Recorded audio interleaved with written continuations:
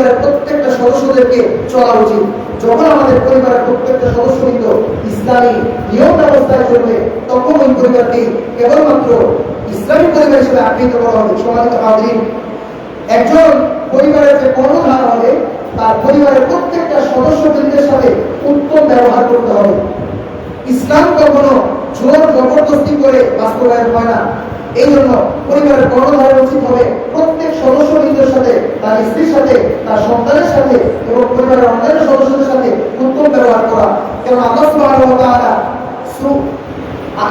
সূরা হামিম সিজদায় আল্লাহ সুবহানাহু ওয়া তাআলা ইরশাদ করেছেন, ওয়ালা তাসতাউল হাসানাতু ওয়ালা সাইয়্যা ইদফা বিল্লাতি হিয়া আহসান। মন্দ ও ভালো কখনো সমান হতে পারে না। ইদফা বিল্লাতি হিয়া আহসান, আর তুমি উত্তম দ্বারা মন্দকে দূরীভূত করো, তখন তুমি দেখবে ফাইদাল্লাযী বাইনাকা ওয়া বাইনাহু আদাওয়াতুন কান্নাহু ওয়ালিয়্যুন হামীম। আর যখন তুমি ভালো দ্বারা মন্দকে দূরীভূত করবে, তখন যার মাঝে এবং তোমার মাঝে শত্রুতা রয়েছে, তখন সে তোমার উত্তম বন্ধু হিসাবে রূপান্তর হবে। সুবহানাল্লাহ। এই জন্য পরিবারের প্রত্যেক সদস্যদের সাথে উত্তম আচরণ করতে হবে। সম্মানিত হাজির, একজন পরিবারের কর্ণধার, একজন স্বামী তার স্ত্রীর সাথে একান্তে বসে গল্প করতে হবে, স্ত্রীকে সময় দিতে হবে, স্ত্রীর ভালো মন্দ, স্ত্রীর কথাগুলো মনোযোগ দিয়ে শুনতে হবে, স্ত্রীর সাথে একান্তে সময় কাটাতে হবে। কেননা আল্লাহ রাসূল আয়েশা রাদিয়াল্লাহু তাআলা তিনি বর্ণনা করছেন, আল্লাহ রাসূল সাল্লাল্লাহু আলাইহি ওয়াসাল্লাম যখন রাত্রিবেলায় রাত্রির শেষাংশে জাগ্রত হতেন, তিনি আমাকে জাগিয়ে দিতেন। আমি যদি জেগে থাকতাম, তিনি আমার সাথে গল্প করতেন, আর আমি যদি ঘুমিয়ে থাকতাম, তিনি আমাকে জাগ্রত করতেন। আমাকে জাগ্রত করে তিনি আমার সাথে শুনে থাকতেন। আর অনুরূপভাবে যখন মুয়াজ্জিন সালাতের জন্য আহ্বান করতেন, তখন তিনি উঠে 2 রাকাত সালাত আদায় করে ফজরের সালাতের জন্য চলে যেতেন। সুবহানাল্লাহ ওয়া বিহামদিহি। আল্লাহ রাসূল সাল্লাল্লাহু আলাইহি ওয়াসাল্লাম স্ত্রীদের সাথে উত্তম ব্যবহার করতেন, তাদের সাথে গল্প করতেন, তাদের সাথে উত্তম সময় অতিক্রম করতেন। আমরা যখন আমাদের পরিবারের সাথে গল্প করবো, তাদের কথাগুলো শুনবো, তাদের সাথে উত্তম ব্যবহার করবো, তখন পরিবারের ভিতরে ঐক্য, সম্প্রীতি, ভালোবাসা বাস্তবায়ন হবে। আর এর মাধ্যমে ইসলামী পরিবার হিসাবে আমাদের পরিবারগুলো রূপান্তর হবে। সম্মানিত হাজির, স্ত্রীর জন্য সুসজ্জিত হওয়া, সুশোভিত হওয়া। আব্বাস রাদিয়াল্লাহু তাআলা তিনি বলছেন, আমি আমার স্ত্রীর জন্য ঠিক অনুরূপভাবে সুসজ্জিত হই, সুভাষিত হই, যেমনি সে আমার জন্য সুসজ্জিত হওয়া, সে আমার জন্য সুভাষিত হওয়া আমি পছন্দ করি। সম্মানিত হাজির, আমাদের পরিবারে এরকম অনেক ফ্যামিলি মেম্বার রয়েছে যারা ঘরে বসবাস যখন করে তখন কাজের বুয়ার মতো বসবাস করে, আর বাহিরে যখন বের হয় তখন রাজধানীর মতো বের হয়। এরকম আছে না নাই? সম্মানিত হাজির, আপনার সাজসজ্জা, আপনার স্ত্রীর, একজন মা বলে সাজসজ্জা সর্বাধিক হকদার তার স্বামী। কিন্তু আমাদের সমাজে যা হয়েছে, রাস্তাঘাটে বের হওয়ার সময় সুসজ্জিত হয়ে, সুশোভিত হয়ে রাস্তাঘাটে বের হয়, আর বাড়িতে যখন বসবাস করে তখন কাজের ঘর মতো বসবাস করে। এটা অত্যন্ত গর্হিত একটি বদভ্যাস। এই বদভ্যাসকে আমাদের সমাজ থেকে দূরীভূত করতে হবে।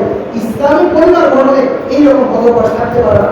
সম্মানিত হাজির, বাড়িতে প্রবেশ করাকালীন প্রত্যেক পরিবারের সদস্যবৃন্দের উচিত হবে সালামের মাধ্যমে বাড়িতে প্রবেশ করা। কেননা আনাস রাদিয়াল্লাহু তাআলা বর্ণনা করছেন, ইয়া বুনাইয়া ইদা দাখালতাল বাইতা ফাসাল্লিম আলাইহি, যখন তুমি তোমার ঘরে প্রবেশ করো অবশ্যই সালাম দিয়ে ঘরে প্রবেশ করবে। ফায়াকুনা বারাকাতান আলাইকা ওয়া আহলিকা, যখন তুমি সালাম দিয়ে ঘরে প্রবেশ করবে তখন এটা তুমি এবং তোমার পরিবারের জন্য বারাকা হবে, বরকতপূর্ণ হবে এবং কল্যাণকর হবে। তাই পরিবারের প্রত্যেক সদস্যদের উচিত হবে ঘরে প্রবেশ করাকালীন সালাম দিয়ে প্রবেশ করা। সম্মানিত হাজির, এবং পরিবারের সদস্যবৃন্দ যদি অসুস্থ হয় তাদের সেবা শুশ্রূষা করতে হবে।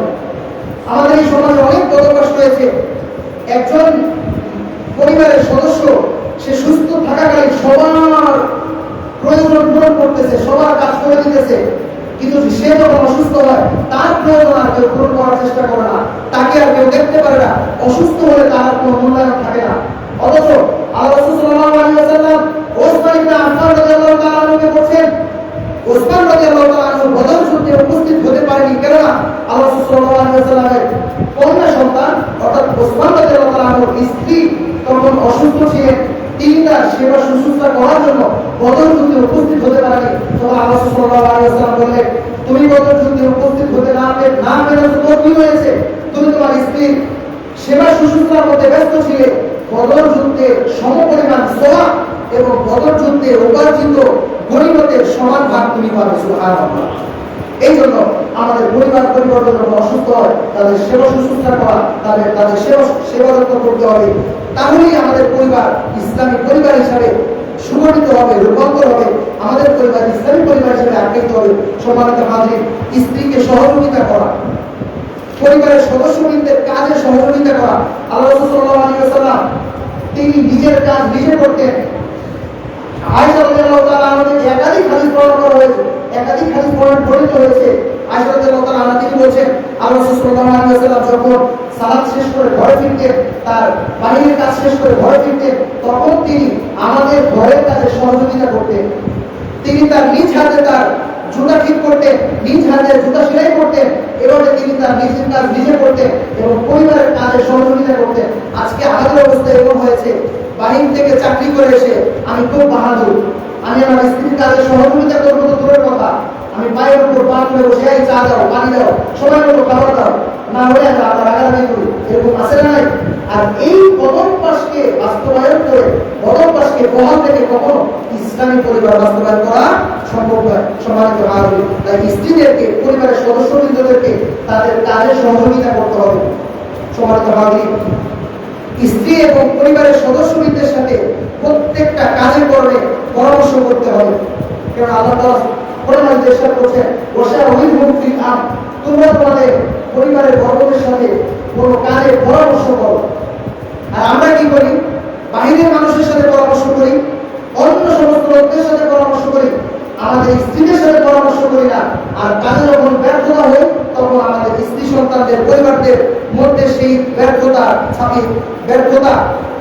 কি করি? সেই ব্যর্থতা তাদের উপর আমরা